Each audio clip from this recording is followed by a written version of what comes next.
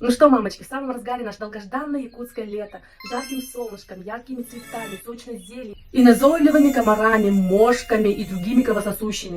Давайте делиться своими лайфхаками и лучшими средствами защиты детей от насекомых. Я начинаю. Во-первых, это репелленты. В этом году я осознанно выбрала репелленты только на натуральных ингредиентах.